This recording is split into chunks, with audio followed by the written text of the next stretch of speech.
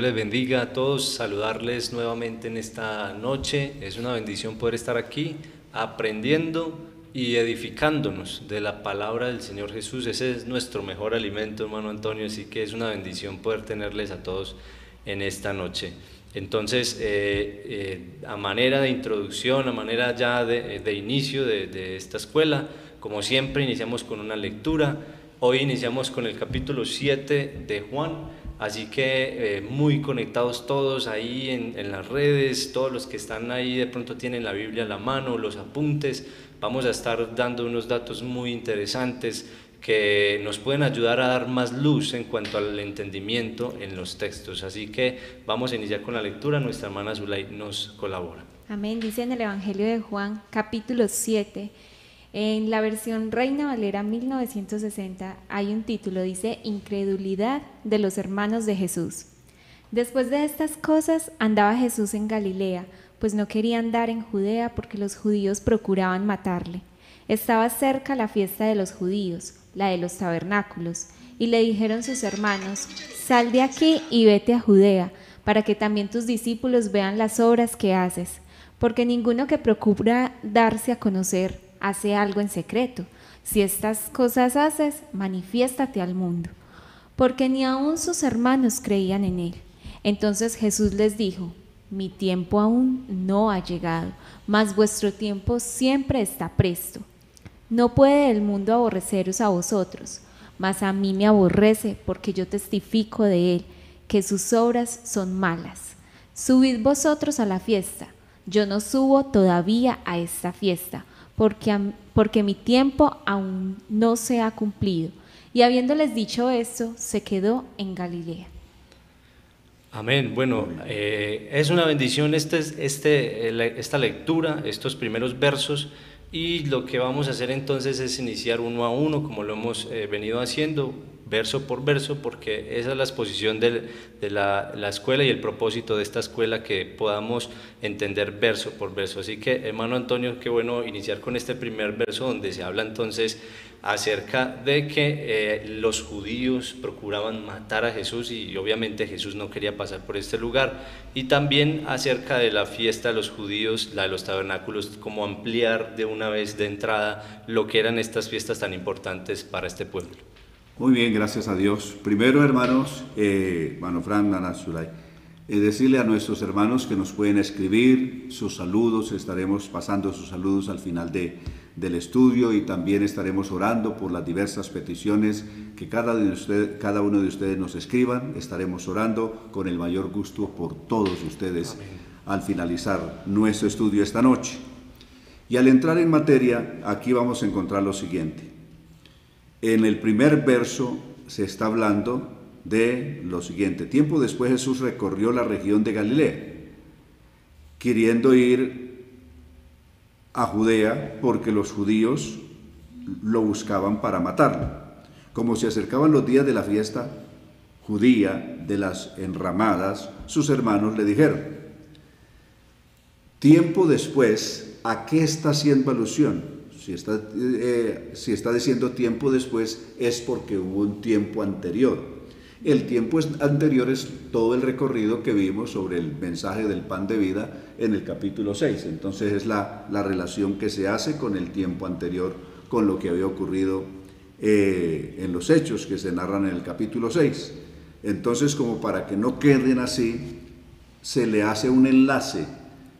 Al capítulo 7 hace un enlace con el anterior diciendo tiempo después, es decir, después de lo que pasó en el capítulo 6.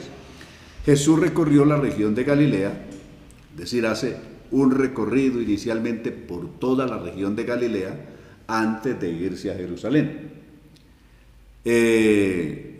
Galilea es el lugar donde él había iniciado su ministerio y donde había dedicado mayor tiempo. En fin, la mayoría de sus discípulos eran de allí.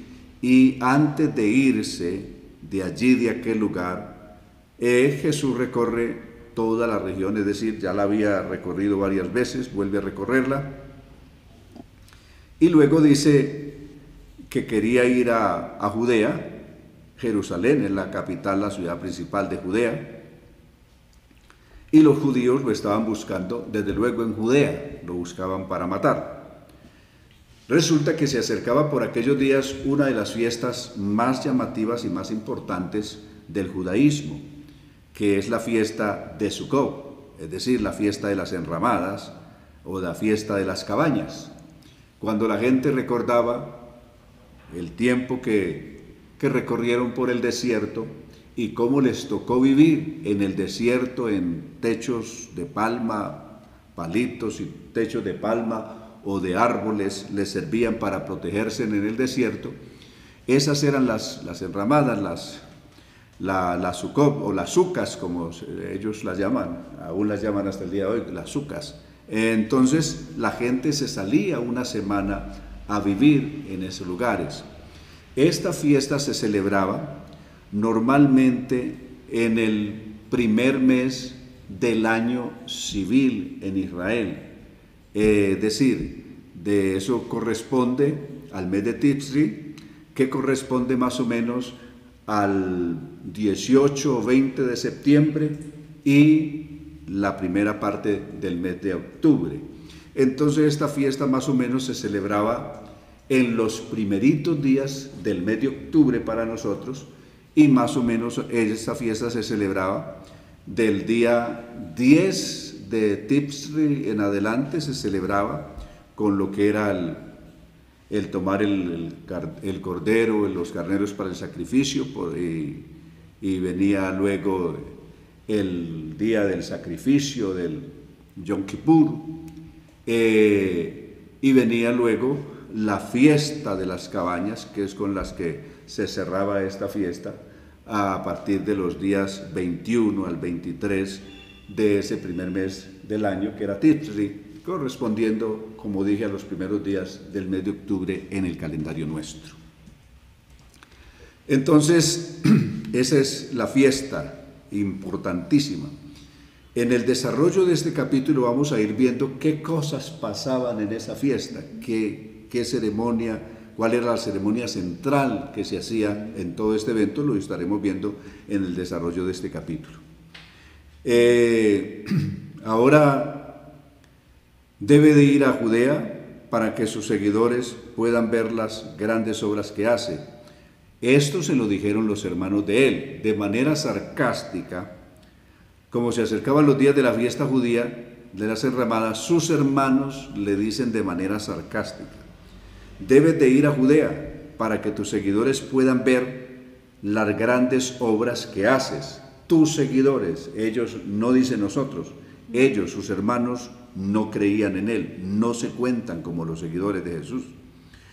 Cuando uno quiere que todo lo conozcan, le dicen ellos, no hace nada en secreto, deja que todo el mundo sepa lo que haces, le dicen sus hermanos a Jesús.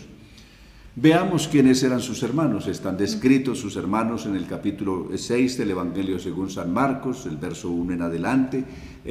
San Mateo capítulo 13, verso 55 en adelante, cuenta cuáles eran sus hermanos. En fin, recordemos que Jesús tenía una familia, es decir, no solamente tenía una mamá, tenía unos hermanos. Contrario a lo que la tradición enseña, la Biblia enseña con precisión que Jesús no pertenecía a una familia de extraterrestres. Jesús pertenecía a una familia normal, a una familia natural. El capítulo 1 del Evangelio según San Mateo dice del verso 23 en adelante: llamará su nombre Jesús, porque él salvará al pueblo de sus pecados. Y José, cuando escucha esta explicación que el ángel le hace acerca del embarazo de María, dice en el verso 24 que José recibió a María en su casa, pero no tuvo relaciones sexuales con ella, sino hasta que hubo dado a luz a su hijo primogénito. Eso dice el texto ahí. Dice que José no tuvo relaciones, no dice que no haya tenido nunca relaciones sexuales con ella, sino que no tuvo relaciones sexuales con ella, sino hasta que hubo dado a luz a su hijo primogénito y lo envolvió en pañales. Versos 24 y 25 del capítulo 1 del Evangelio según San Mateo. Acerca de toda esa nube de fantasía religiosa que se le ha agregado, una herencia que viene por allá de la mitología greco-romana, incluso una herencia que viene de Babilonia. Entonces vamos también a ir al fondo de todo esto. No solamente tenía hermanos en la carne, sino que también vamos a ver una cosa importante aquí. María tampoco era creyente en Jesús en los primeros días, aunque era su madre. Veámoslo en el contexto de San Marcos capítulo 3, es decir, todo esto para que nos sirva de enlace a lo que vamos a ver. ¿Por qué sus hermanos no creían en él? ¿Y qué decir de María? Inicialmente ella tampoco creía en él.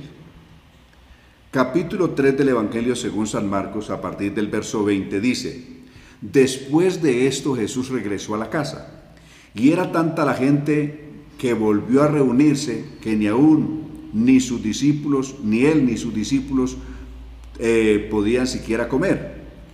Cuando los familiares de Jesús, aquí dice, cuando los familiares de Jesús, verso 21, supieron lo que se hacía, fueron para llevárselo, porque decían, se ha vuelto loco. Eso dice el verso 21.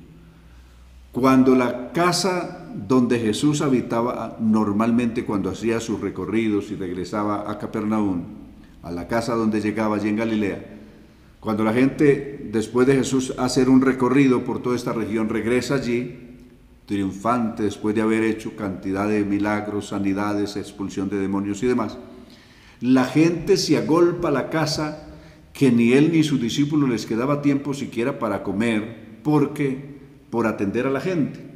Y cuando sus familiares, que aquí va a identificar quiénes son sus familiares, se dieron cuenta, no tuvieron el mejor concepto de él, no lo valoraron de la mejor manera, sino que pensaron que Jesús se había vuelto loco, que Jesús había perdido la razón y se había enloquecido y por eso estaba haciendo lo que hacía.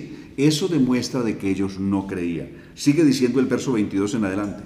Pero los maestros de la ley que habían llegado de Jerusalén decían: este hombre tiene a Belcebú, es decir, el príncipe de los demonios. Solo por el poder de Belcebú se le da que pueda expulsarlos. Entonces Jesús los llamó y les puso este ejemplo. ¿Cómo puede Satanás expulsarse a sí mismo? Si los habitantes de un país se pelean entre sí, el país acaba por destruirse. Algo así como está el Capitolio de Estados Unidos esta noche.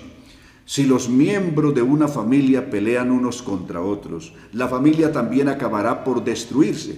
Y si Satanás lucha contra sí mismo, acabará con su propio reino. Si alguien quiere robar todo lo que hay en la casa de un hombre fuerte, primero tiene que atar a ese hombre. Les aseguro que Dios le perdonará a la gente cualquier pecado que haga y todo lo malo que diga, pero jamás perdonará a quien hable contra el Espíritu Santo. Eso nunca le será perdonado. Jesús dijo porque los maestros de la ley pensaban que él tenía un espíritu malo. Mire aquí la situación. La familia de Jesús piensa que Jesús está loco, y los maestros de la ley, es decir, los expertos en las Escrituras, creen que Jesús está endemoniado. Versos 31 y 32. Mientras tanto, la madre y los hermanos de Jesús, aquí viene, llegaron a la casa donde él estaba. Aquí dice quién eran sus familiares. Aquí identifica de qué familiares habla. Entre los familiares se cuenta, la madre y los hermanos de Jesús llegaron a la casa donde él estaba, pero prefirieron quedarse afuera y mandarlo llamar. La gente que estaba sentada alrededor de Jesús le dijo: tu madre y tus hermanos y tus hermanas están allá afuera y quieren hablar contigo. Recuerde que sus hermanos y sus hermanas les menciona San Marcos capítulo 6. Pero Jesús les preguntó, es decir, a la gente que le está diciendo esta razón: ¿quiénes son de verdad mi madre y mis hermanos? Luego miró a todos los que estaban sentados a su alrededor y dijo: estos son mi madre y mis hermanos, porque en verdad cualquiera que obedece a Dios es mi hermano y es mi madre. Y no salió. Es decir, salir para que ellos se apoderaran de él y lo amarraran y lo llevaran amarrado a la casa, sería un hecho sumamente bochornoso para todos en medio de la multitud. Entonces él prudentemente prefiere no salir. Entonces veamos que al principio ni sus hermanos ni siquiera su madre creían en él. Claro que esto tiene unas cosas a favor de ellos, es decir, a favor de María y a favor de los hermanos de Jesús. Lo que pasa es que una cosa es uno mirar hoy las cosas que ya las ve con todos los eventos que pasaron. Hoy estamos adelante de la resurrección, adelante de la ascensión de Cristo al cielo, y ellos estaban apenas al principio, es decir, ellos estaban en la oscuridad que hay atrás, no habían visto nada de lo que iba a pasar. María escuchaba muchas cosas, hablar muchas cosas de Jesús, pero ella no opinaba nada, las guardaba en su corazón y las meditaba, pero no podía distinguir entre la realidad o alguna fantasía religiosa. Entonces, lo mismo están sus hermanos están confundidos. Realmente sus hermanos vinieron a tener revelación de Jesús y saber realmente quién fue y convertirse, y algunos de ellos tener ministerios frondosos como fue Santiago y Judas. Lo tuvieron después de que Cristo murió y resucitó. Amén. Es que aparecen ellos a la palestra, desempeñando funciones importantísimas en medio de la iglesia, del ministerio, cosa que no ocurrió con María. Note esto, con mucho respeto con todos los marianos, pero en la Biblia María no tuvo un ministerio preponderante. María, hablo en la historia, en el desarrollo de la historia de la iglesia, María se vuelve a mencionar solamente, después de los evangelios, solamente se menciona en el libro de los Hechos una vez, y eso es en el capítulo 1, después de que Jesús ascendió al cielo, que regresaron a Jerusalén al aposento alto, donde estuvieron reunidos Pedro, los apóstoles, es decir, donde se reunieron los 120, y allí con los 120, que es con los que se inauguró la era del Espíritu Santo, la era pentecostal que conocemos, estuvo María, según el verso 14 del capítulo 1 del libro de los Hechos. Pero hasta ahí se menciona María, no se vuelve a mencionar más en la Biblia. Y cuando se menciona allí, no se menciona porque ella esté cumpliendo algún ministerio importante. Simplemente se hace alusión a quienes estaban allí. Estaban Pedro, estaba Juan, estaba Andrés, en fin, estaban los otros discípulos, incluyendo María, la madre del Señor, se dice que estaba ahí. No se dice que estaba cumpliendo un ministerio, sino que estaba ahí con los 120, con los que se inaugura esta era de la iglesia. Estuvo en la inauguración de la iglesia, eso sí estuvo ahí el día de Pentecostés, y estaba ahí con los 120. No se menciona su nombre más después del capítulo 1, no se dice en las cartas, ni en el libro de los Hechos, ni en las cartas de los apóstoles se vuelve a hacer ninguna alusión importante, alguna función importante o trascendental de ella en la iglesia, no se menciona para más. ¿Dónde vuelven a sacar a María y la buscan poner en cabeza de todo?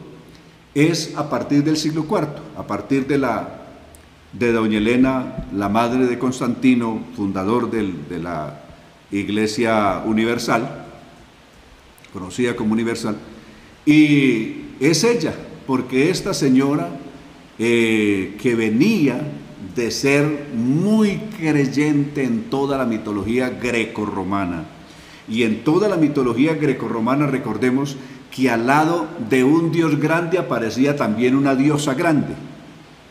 Entonces aparece Diana de los Efesios, aparece o Venus, como se quiera llamar, o así. Aparecen unas grandes diosas en la mitología. O Hera, por ejemplo, al lado de Zeus, aparece Hera. Y así sucesivamente, o al lado de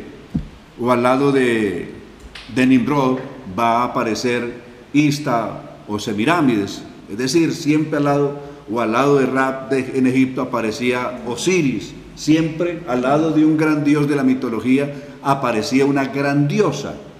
Eso fue lo que doña Elena, madre de Constantino, y Constantino quisieron hacer: convertir el evangelio, hacerlo semejante a la mitología que ellos conocían, y por lo tanto pasarle un papel, o darle a María un papel preponderante que en la Biblia no lo tuvo.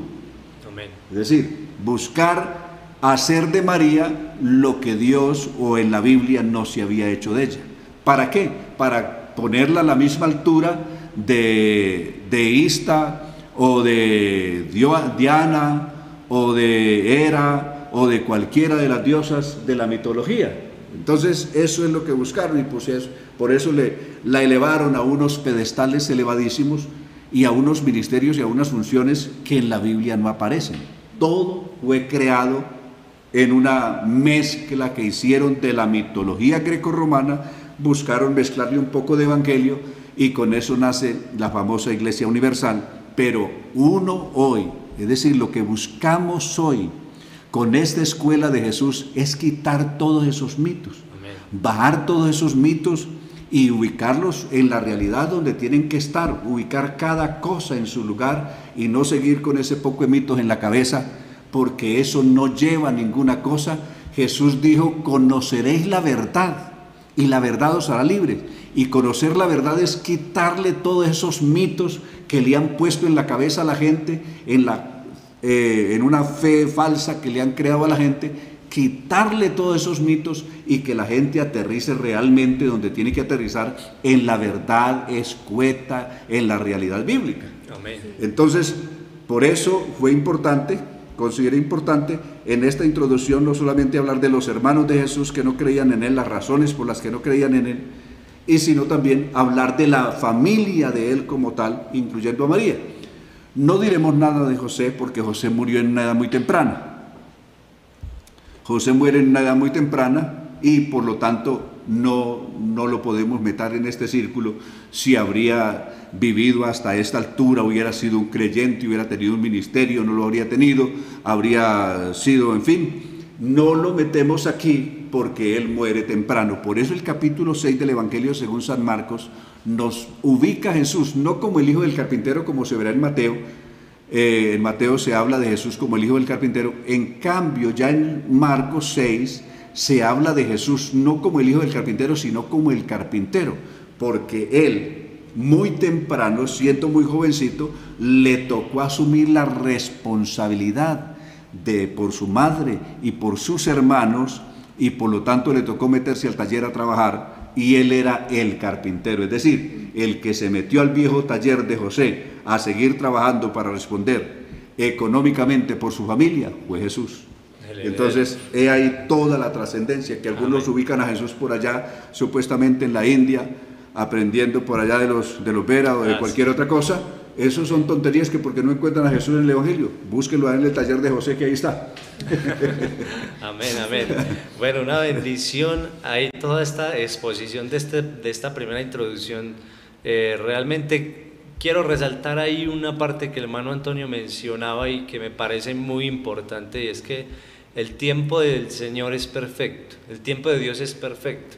Lo vemos ahí cuando leíamos, el hermano Antonio leía en Marcos que dice que la gente se agolpó y la gente no los dejaban ni comer, pero el Señor Jesús se ponía a servirles, tanto así que los hermanos le decían: está fuera de sí, está loco. Pero no, Dios siempre tiene un tiempo para todo. Al igual que también en el pasaje que leíamos en la introducción, que mi tiempo aún no ha llegado, decía el Señor Jesús, que esa es como la parte donde, digamos, que podemos empatar. Dice en el versículo 6, hermano Antonio, dice claro, que entonces Jesús dijo: mi tiempo aún no ha llegado, más vuestro tiempo siempre está presto. Correcto. Él no les dice que no vaya a ir a la fiesta, solo que les dice a ellos: vayan ustedes, porque el mundo ama lo suyo. Hay una cosa: el mundo los amaba a ellos porque ellos eran del mundo. Odiaban a Jesús, ¿por qué? Porque Jesús condenaba las obras que ellos hacían. Si una persona alaba las cosas que el mundo hace, así sea buenas o malas, una persona pasa por al lado de alguien que está bebiendo o que está maltratando a su esposa o a sus hijos, usted sí es un varón, usted sí es un caballero. Claro, al tipo le va a gustar que lo elogien. El mundo ama lo suyo. Claro, el mundo ama lo suyo, que le elogien y le alaben lo que hace, así sea malo. Pero si alguien llega y le reprocha lo que hace, desde luego no le va a gustar. ¿Por qué viene la condena de Juan el Bautista a muerte? Porque le dijo la verdad.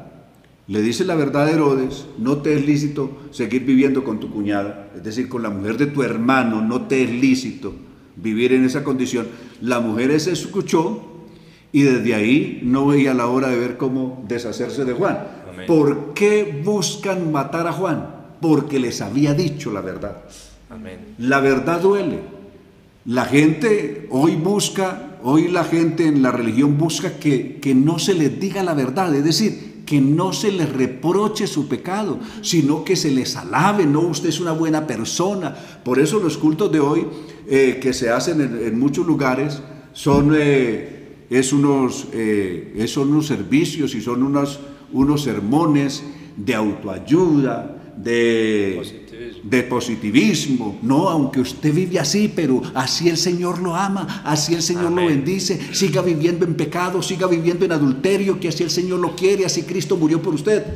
No le reargullen el pecado. Y Jesús dice: el mundo ama lo suyo, pero a mí no me ama, porque yo soy la luz. Condena las obras. Jesús dijo en el mismo Evangelio según San Juan, les dijo esto en el capítulo 3, el verso 19: todo aquel que hace las cosas bien viene a la luz, para que sus obras sean manifiestas que son hechas en Dios. Pero todo aquel que hace lo malo aborrece la luz. Amén. Y no viene a la luz para que sus obras no sean reprendidas. La gente quiere vivir en pecado y que los líderes religiosos le lleguen y le soben la mano en el hombro y le digan: no, mi hijo, siga adelante, que usted está muy bien. Usted está borracho, pero así está muy bien. Usted vive en adulterio, pero así va para el cielo. Usted es de la comunidad de esto, de aquello, pero así tranquilo, que así va para el cielo. Y así. Eso es lo que la gente quiere oír, pero la gente no quiere oír la verdad. Por eso la gente aborrece el verdadero evangelio de Jesús y se han creado un propio evangelio, que es un evangelio falso y barato, que la gente se ha inventado, que solo lo hacen por lucro, por dinero, pero no por salvación real de los pecadores. Amén. Así es, amén. Bueno, y dice: y habiéndoles dicho esto, se quedó en Galilea. Pero después dice en el versículo 10: pero después que sus hermanos habían subido, entonces él también subió a la fiesta, no abiertamente, sino como en secreto. Y le buscaban los judíos en la fiesta y decían: ¿dónde está aquel? Y había gran murmullo acerca de él entre la multitud, pues unos decían: es bueno, pero otros decían: no, sino que engaña al pueblo.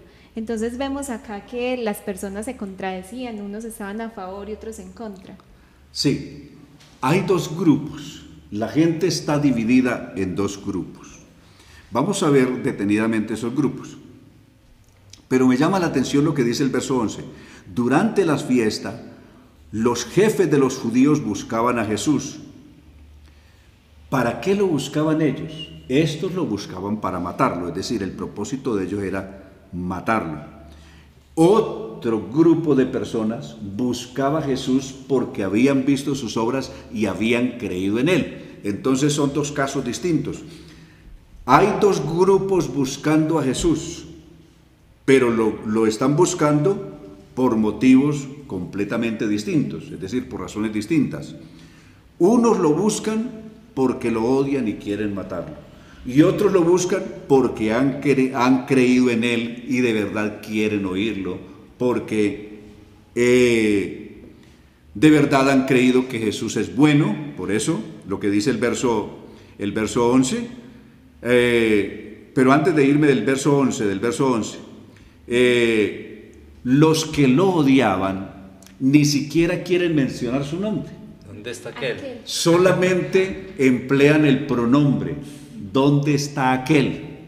¿Dónde está aquel? No se atreven siquiera a pronunciar su nombre. ¿Dónde está aquel? Y el verso 12, la gente hablaba mucho de él. Es decir, sigue el pronombre, hablaban mucho de él. Él es aquel. Y algunos decían, entonces esto sí, con nombre propio, los que creían en él, es decir, el otro grupo, decían, Jesús es un hombre bueno. Pero otros decían, no, de bueno no tiene nada, es un embustero, decían ellos. Entonces miren que aquí hay una discusión. Unos dicen, Jesús es bueno, y los otros decían, no, es un engañador, es un embustero. Todos hablaban de él en secreto, es decir, tanto unos como otros hablaban en secreto, porque tenían miedo de los jefes de los judíos, es decir, temían que si los oían discutiendo acerca de Jesús, ya fuera favorable o desfavorable su opinión, podían recibir represalias muy fuertes de los judíos, de los jefes de los judíos. Entonces, por eso viene el asunto de que ellos están hablando ahí como en secreto. La discusión se hace a baja voz. Amén. Y luego viene el momento cuando Jesús les contestó. Sí. Dice, más a la mitad de la fiesta subió Jesús al templo y enseñaba. Y Correcto. creo, hermano Antonio, que ahí se cumplen algunas profecías. Claro, cuando a la mitad de la fiesta Jesús entró en el templo y comenzó a enseñar. Aquí se cumplen varias profecías. Una, aquella de Jeremías, mi casa, casa de oración será llamada y vosotros la habéis hecho cueva de ladrones, como ya se cumplió otras veces. Se cumplen otra cantidad de profecías, como la profecía de Isaías capítulo 35, capítulo 40, entre otros, que habla de la manifestación de Dios mismo que vendría y estaría en medio de ellos. Entonces, aquí se cumplen varias profecías, pero que las vamos a ver, estas profecías unidas a otras que vamos a encontrar del verso 30 en adelante, para hacer un resumen de qué profecías se cumplieron. Cuando ellos están en esa discusión, los jefes judíos estaban asombrados y decían entre ellos, ¿cómo es que este sabe tantas cosas y nunca ha estudiado? Aquí hay algo que les llama la atención. No habían dos escuelas en Jerusalén en aquellos días, que eran las dos escuelas más grandes del rabinato en Jerusalén, como las dos universidades principales que habían para una persona estudiar, ya fuera para ser maestro de la ley, o sea, como una especie de doctor o abogado de la ley, o ya fuera para ser un rabino, un líder y un maestro religioso. Se supone que son escuelas donde había estudiado Nicodemo y todos los que estaban ahora como máximos jefes habían estudiado o en una o en otra escuela de estas. Una que la dirigían los fariseos, que era la escuela de Gamaliel, y la otra que la dirigían los saduceos, era la otra escuela del señor Camay, que había fundado el rabino Camay. Entonces, estas eran las dos escuelas, y resulta que a Jesús no lo habían visto estudiando en ninguna de esas escuelas. Y si no había estudiado en ninguna de esas escuelas que eran las importantes que habían en Israel en aquel entonces, ¿de dónde tiene la sabiduría que tiene? ¿De dónde el conocimiento y dónde todo? Porque ¿en cuál escuela estudió?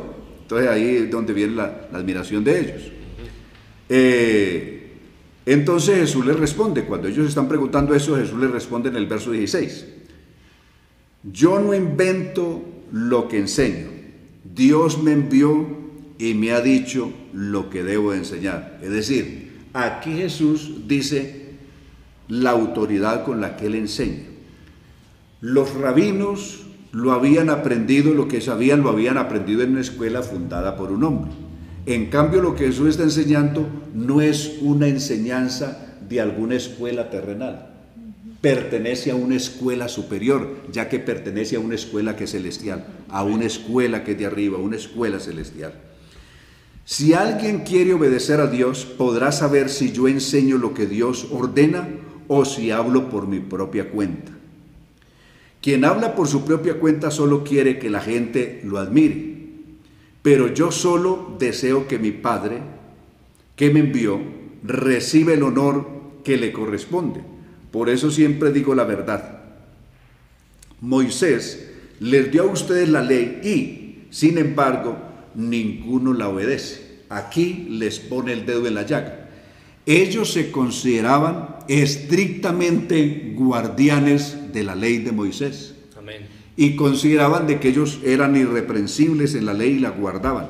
Pero Jesús les pone el dedo en la llaga diciéndoles de frente: ninguno de ustedes obedece la ley de Moisés. Y les dice una razón por qué. Entre otras les dice por qué. ¿Porque quieren matarme? ¿Acaso la ley mandó hacer eso? La ley antes no dice no matarás. ¿Y por qué quieren matar a Jesús? La gente le contestó: estás loco. ¿Quién quiere matarte? Es decir, es una respuesta hipócrita porque realmente lo estaban buscando para matarlo. Que esta versión dice demonio tiene. Claro. ¿Estás loco o demonio tiene? Jesús les dijo: todos ustedes se admiran por un solo milagro que hice. Es decir, la atención de ustedes está puesta en un solo milagro que vieron. No es que Jesús hubiera hecho hasta ahí un solo milagro, sino está puesta en un solo milagro de los tantos que Jesús hizo. Moisés les mandó practicar la ceremonia de la circuncisión y ustedes la practican aunque caiga en sábado. Aquí viene a colación un hecho que había pasado en el capítulo 5. Y es el hecho de que aquel paralítico, Jesús lo levantó, un hombre que llevaba 38 años paralítico, y Jesús lo levantó y siendo día de reposo le dijo: toma tu lecho y vete a tu casa. Estos líderes religiosos no le perdonaban eso, es decir, lo que ellos tenían en mente hasta ahí era eso, de que Jesús no guardaba el día de reposo porque le había sanado el sábado a ese hombre y le había dicho que tomara su lecho y se fuera a su casa. Entonces, Él les vuelve a recordar eso, es decir, una sola señal, un solo milagro hice, y lo hice en día de reposo, y ustedes por eso me condenaron. Pero les dijo: mire, ustedes obedecen puntualmente la circuncisión, que no la ordenó la ley, sino que simplemente la reguló. Existía antes de la ley, pues está en Génesis capítulo 17, verso 5, cuando Dios la mandó a Abraham, y cada israelita se circuncidaba para demostrar que pertenecía físicamente a ese pacto abrahámico. Entonces, la ordenanza de la circuncisión decía que había que circuncidar al niño al 8º día. Y si el 8º día de nacimiento correspondía con el sábado, así fuera sábado había que circuncidarlo. Es decir, había cantidad de cosas que se hacían en sábado y ellos mismos las hacían y que eran excepciones que estaban en la ley. Si una persona tenía su burro, tenía su oveja y se caía en un foso el día de reposo, había que sacarla, si fuera día de reposo. Eso es lo que Jesús les está diciendo. Hay una cantidad de excepciones en la ley, porque toda ley tiene sus excepciones. La ley de Moisés no es diferente. En la ley de Moisés habían sus excepciones, pero ellos habían hecho una ley a la manera de ellos, es decir, basada en su propia interpretación caprichosa, como ellos quisieran. Entonces Jesús les dice: ¿qué es peor o qué es más malo? ¿Circuncidar a un niño el día de reposo, así sea porque es el 7º día, y hay que circuncidarlo porque es el 7º día, así sea el sábado? ¿O haber sanado a un hombre que llevaba 38 años padeciendo, tirado en el piso, y nadie lo había podido ayudar? ¿Ah? Entonces, ahí viene la discusión. Esa orden, mire lo que dice Jesús: esa orden no viene de los tiempos de Moisés, lo que yo dije antes. Esto venía, es decir, de circuncidar al niño, venía desde Abraham, de Isaac y de Jacob, es lo que está diciendo el verso 22. Entonces, sí, para obedecer a la ley de Moisés, ustedes circuncidan a un niño, aunque sea en sábado. ¿Por qué se enojan conmigo por haber sanado a un hombre en sábado? Es decir, el del capítulo 5. No digan que algo está mal solo porque así les parece. Es decir, ustedes dicen que esto está malo simplemente porque a usted les pareció, no porque la ley no tenga esas excepciones. Antes de afirmar algo, deben estar seguros de que así es. Aquí los confronta con la realidad y los mete en un razonamiento de derecho. Aquí recurre a un procedimiento legal de derecho. Antes de afirmar algo, deben estar seguros de que así es. Aquí viene entonces la discusión que se va a dar respecto de quién es Jesús. ¿Quién es Jesús a partir del verso 25? La gente está preguntando, Jesús engaña, Jesús es un engañador, Jesús es el Cristo, Jesús es un endemoniado, Jesús es un loco, Jesús es bueno, ¿o quién realmente es Jesús? Y eso es lo que se da a partir del verso 25 en adelante. Algunos de los que vivían en Jerusalén empezaron a preguntar, ¿no es este el que andan buscando para matarlo? Cuando lo vieron, dice, hola, pero qué extraño. Lo están buscando para matarlo y están dando públicamente, y aquí está en el templo. ¿Y por qué no le ponen una mano encima pues para apresarlo? Entonces están sorprendidos la gente de Jerusalén. Pues ahí está, hablando con la gente y nadie le dice nada. Es decir, ¿dónde están todos esos fanfarrones que estaban diciendo que lo querían apresar y que bien lo vieran, lo iban a amarrar y lo iban a matar? ¿Dónde están? Ahí está públicamente hablando con la gente y nadie es capaz de decirle nada. Entonces dice, ¿no será que nuestros gobernantes creen de verdad que Él es el Mesías? Se pregunta la gente. ¿Será que nuestros gobernantes han entendido de que Él es el Mesías, que Él es el Cristo? Pero no puede ser, dicen ellos, pero no puede ser, porque cuando venga el Mesías nadie sabrá de dónde viene. En cambio nosotros sabemos de dónde viene este hombre. Aquí viene una fantasía religiosa que tenían los judíos, que no tiene una base bíblica, sino que era una fantasía religiosa de ellos. Ellos creían que el Cristo o el Mesías aparecería así, de momento, de la nada aparecería el Mesías y aparecería algo parecido a los diversos mitos de las creencias grecorromanas o babilónicas, o incluso las creencias del Islam en el siglo VII después de Cristo, cuando se habla de Muhammad Iwasu, el fundador del Islam o de Mahoma, o pues la creencia de Mahoma, el famoso Mahoma, que en una noche, cabalgando en un caballo de nombre Bora, caballo mitológico que volaba, un caballo negro alado, que en una noche viajó desde Jerusalén, viajó al cielo. Por eso allí está el domo plateado o dorado de Jerusalén, donde supuestamente Mahoma ascendió al cielo, pero ascendió en ese caballo al cielo, volando, y en el cielo se conoció con los profetas del pasado, incluso que se vio con Jesús supuestamente en el cielo, y después de haberse visto con todos los profetas del pasado, incluyendo a Isa, como lo dice el Islam, Jesús, regresó a la Meca, donde estaba sepultado. Regresó en el caballo, es decir, que hizo un recorrido tremendo de miles de kilómetros, no solamente en tierra, sino que fue hasta el cielo en el caballo. Ellos, los judíos aquí, parecieran tener una fantasía similar, que de pronto aparecería, como el Islam está esperando hoy, que otra vez Mahoma aparezca cabalgando en Bora, el caballo negro, y que regrese y aparezca aquí de la nada, y se enfrente a los ejércitos de la tierra, de los reinos de la tierra, para vencerlos y establecer el reino terrenal aquí. Entonces, así esperaban ellos al Mesías, que apareciera de la nada, pero eso no es lo que la profecía había dicho. La profecía que hablaba del Cristo, la profecía había dicho todo esto de cómo sería la venida del Mesías. 1. El Mesías nacería de una mujer, Isaías 7:14. El Mesías nacería como un niño, Isaías capítulo 9:6. El Mesías nacería en un lugar específico según Miqueas, capítulo 9, nacería en Belén, nacería en Belén. Luego se criaría en Nazaret, se criaría en Nazaret, en aquella región de oscuridad que vio gran luz, que también describe Isaías capítulo 9 en los primeros versos. Amén.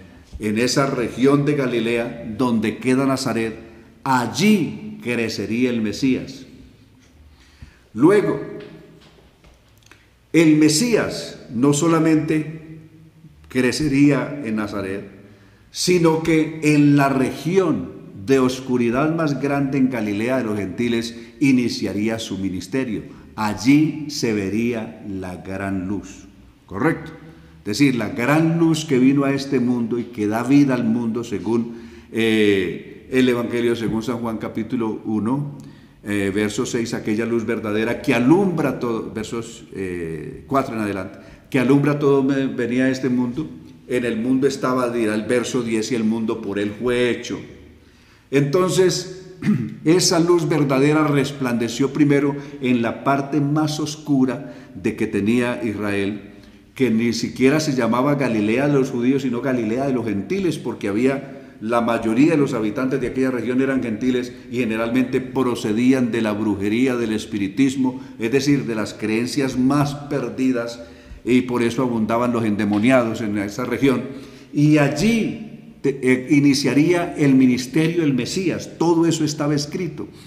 Ahí que el Mesías viviría una vida normal, nacería de una mujer, nacería en un lugar, da el lugar geográfico donde nacería en Belén, en la tierra de David, la ciudad de David, crecería en Nazaret, una región de oscuridad y de pobreza. Luego el Cristo tendría que padecer, tenía que morir, tenía que ser sepultado, tenía que resucitar. Capítulo 53 del libro de Isaías, capítulos 50, 52 y 53 de Isaías están describiendo todo eso, describiendo entre otros los sufrimientos del Mesías, hasta el lugar donde sería sepultado. En fin, moriría en medio de quienes, hasta profetizando que moriría en medio de los ladrones. En fin, todo esto estaba profetizado, pero ellos ignoraban las Escrituras y se habían hecho una fantasía religiosa que no corresponde con ninguna realidad bíblica. Por ello ellos se están preguntando, bueno, sabemos de dónde viene, de dónde vino, pero cuando venga el Mesías, ¿quién sabrá de dónde es? Es decir, esperaban que apareciera de la noche a la mañana. Jesús les dice, en realidad ustedes saben quién soy yo y saben de dónde vengo. Yo no he venido por mi propia cuenta, he sido enviado por alguien de quien se puede confiar y a quien ustedes no conocen. Yo sí lo conozco, pues vengo de él y él es quien me envió. Con esto queremos remitirlos para entender este lenguaje que Jesús está usando de que vengo de él y él me envió al capítulo 12, verso 44 y 45. Cuando él dice, el que cree en mí no cree en mí, sino en el que me envió. Y el verso siguiente, el 45, dice, y el que me ve, ve o está viendo al que me envió. Amén. Incluso la versión del Nuevo Mundo, de los Testigos contra Jehová, dice, y el que me ve está viendo al que me envió. Aquí, para cerrar, por lo menos hoy iremos hasta aquí, hasta este verso 30, 31, porque Amén. No nos da porque es bien interesante lo que va a seguir en la ceremonia. Aquí entraremos a partir del verso 32, en la ceremonia en sí que se celebraba en la fiesta de Sukkot, de las cabañas o de los tabernáculos, y va a terminar con el punto cumbre cuando Jesús se presentará como la fuente de vida. Si alguno tiene sed, venga a mí y beba, hablando del Espíritu Santo. Entonces no quisiéramos entrar y de paso cometer el error de no valorar y no profundizar adecuadamente en lo que va a ir del verso 32 en adelante. Entonces queremos dejarlo aquí hasta el 32, hasta 31. Algunos hombres de Jerusalén quisieron arrestar a Jesús, pero no pudieron, pues todavía no había llegado el momento de que todos supieran quién era. Sin embargo, muchos creyeron en él y decían, ni el Mesías, podría ser los milagros que hace este hombre. Mire, ahí ya tuvieron una dimensión distinta de la que todos los otros tenían. Sí. Ni siquiera el Mesías, cuando venga, va a poder hacer todo lo que éste ha hecho o todo lo que éste está haciendo. Ahí ya eso los eleva a otra dimensión. Tanto que las personas que querían apresarlo no se atrevieron a hacerlo. No fueron capaces de ponerle un dedo encima. Según el verso 30, ¿por qué la gente estaba estupefacta, realmente impresionada, escuchando la sabiduría con la que hablaba, y cómo a todo el mundo lo dejaba parado en la cabeza cuando quería contradecirle algo? Y por ello ellos dicen, ni siquiera el Mesías, cuando venga, hará todo lo que éste hace.